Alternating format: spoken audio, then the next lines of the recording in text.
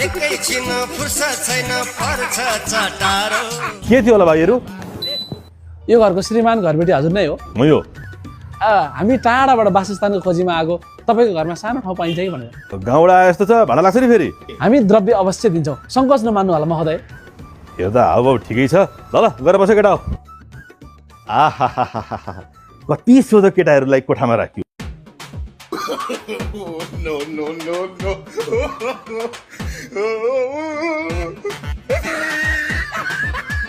तिमीलाई त्यो ड्रेसमा झिङै देखाएको छ यार। झिझी गर्छौ न झिझी। ए भाइहरू कसको कोठामा आएको? के काम थियो? ए महासाईको बुढा भर्खरै 35 मिनट अगाडि 1 वर्षलाई एग्रिमेन्ट गरेर कोठा भाडा दिएको होइन? हामी दियो नि मान। हामी टाढाबाट वासस्थानको खोजीमा आएको। अनि भाइहरू बोलीचाली रीतिरिवाज वेशभूषा सबै चेन्ज भइसकेको छ त। ए बुढो यो ड्रेसमा त काठमाडौँमा कोठा पाउनै गाह्रो पऱ्यो क्या। त्यो हल्का क्रिएटिभ तरिकाले कोठामा आएको होइन केटा? ओए बुढो तँलाई टिप्याइदिउँ?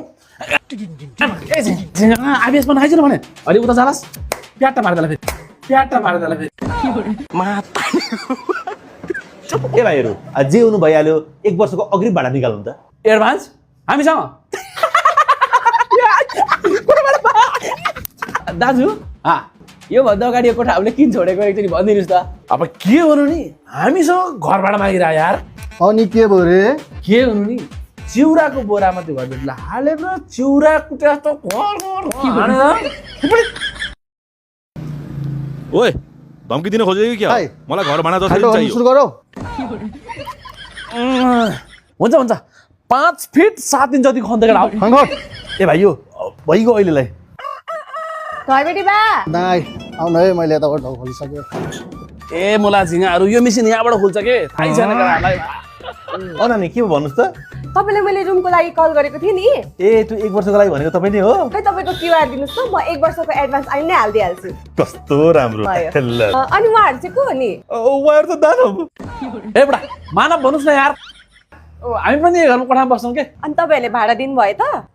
अब तपाईँले भनेपछि दिनु पर्ला नि। मले कति रे? 70,000। ल गए हामी अब यही घरमा मिलेर बस्नुपर्छ है। मिलेर? म किन बस्ने नि तिमीहरूसँग मिलेर? दाइ मेरो काम सक्यो, मेरो कमिसन दिनु त।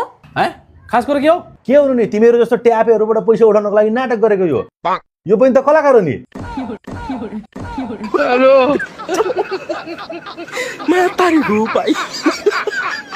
ब्युटी प्रयोग गरेर हाम्रो पैसा लग्यो नि, बुढाले ट्रिक लगाएछ नि।